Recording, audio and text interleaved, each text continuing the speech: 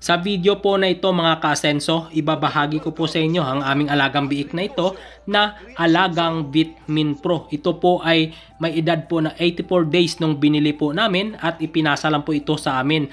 August 7 po namin ito binili. Makalipas po ang 7 days mula po nung binili namin noong August 7, ang video po na ito ay kuha naman po ng August 14. So 7 days po namin ito alaga mula nung binili. Kung mapapansin po ninyo, ang transition ng paglaki nito ay napakaganda po gamit po ang Vitamin Pro. Ayan pong nakikita ninyo na ibinubuhos namin na kulay pula sa kanyang feeds ay Vitamin Pro po yan. Ayan po ang patunay na Vitamin Pro po ang aming gamit. Bali, ang kapanganakan pala ng biik na ito ay May 15. Kaya 84 days na po nung pumunta sa amin noong August 7. At ito naman po ay kuha noong August 19. Total of 12 days naming alaga mula po noong buying date noong August 7.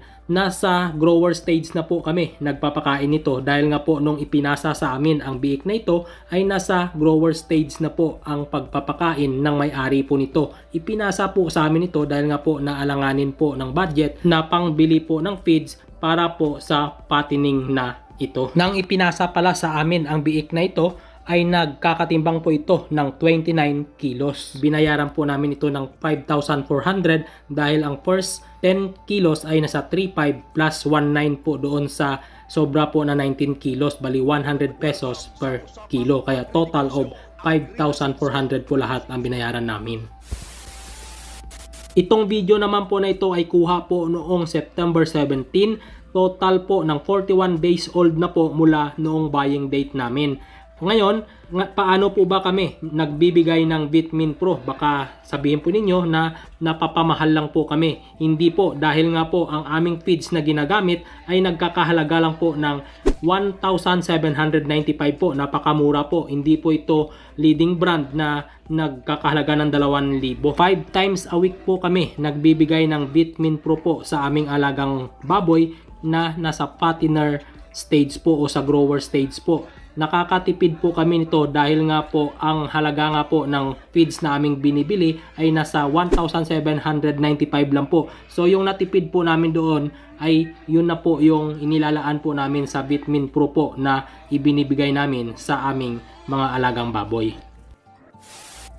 Ang video po naman na ito ay kuha po noong September 25, total po ng 49 days from buying date. Ito na po ang update sa katawan po ng aming baboy, makalipas lang po ang 8 days mula po noong last na video. Kung nais po ninyo malaman naman yung murang feeds na aming ipinapakain dito, ay hindi ko po sasabihin kung anong brand po ito. Pero kung gusto nyo pong malaman, i-message nyo po si Dondon Agribet po. Ilalagay ko po dito ang kanyang Facebook page para siya na lang po sasagot sa inyong katanungan dahil hindi po sponsor ang feeds na ito sa video dito.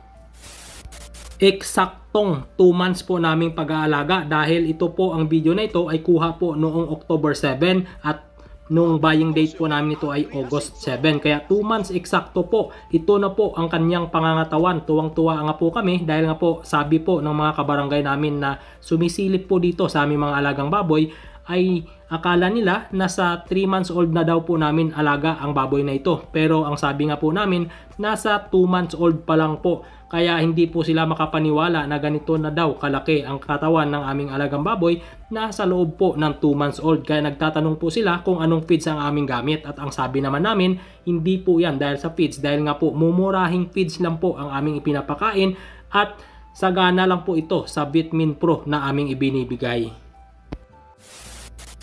At ito naman po, update po ito kuha po kahapon, October 15.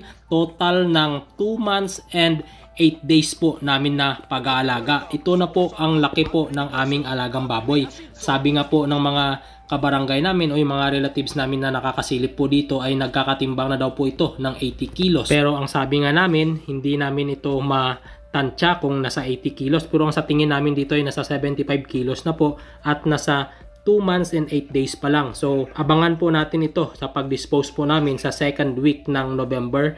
Bali, 93 days lang po ang aming tansya hanggang sa mai-dispose po ito. Tingnan po natin kung ilang kilo po aabutin ng aming alagang baboy na ito. maraming salamat po sa inyong pagsusuporta po lagi sa aking channel na ito.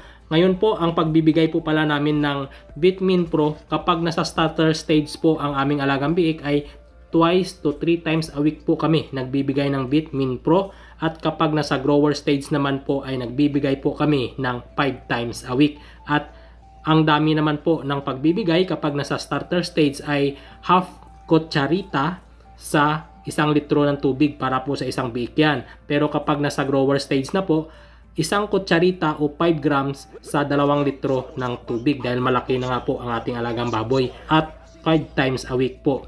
5 kutsarita po sa 1 linggo po kapag nasa grower stage na po ang aming alagang baboy. Ayan po ang pagbibigay po namin ng Bitmin Pro. At regarding naman po sa feeds, i-message nyo na lang po si Sir Dondon Agribet po, at siya po ang magsasabi sa inyo kung anong feeds po ang gamit po namin. Maganda din naman po ang kanilang feeds, lalo na po sa combination ng Bitmin Pro. Mabilis pong lumaki ang aming alagang baboy, at talagang maganda po ang pagsipsip ng aming alagang baboy sa kanilang feeds na binasa po namin ng Bitmin Pro. Uulitin ko po, baka iisipin ninyo na baka napamahal po kami dahil nga po sa pagbili namin ng Bitmin Pro, dahil 5 times a week po kami nagbibigay nito. Hindi po, dahil nga po nakatipid po kami doon sa presyo ng feeds. Hindi po katulad ng mga leading brand na nagkakahalaga ng 1,900 to 2,000 po ang isang sako. Dito po ang feeds na nabibili po namin ay 1,795 lang po ang halaga nito.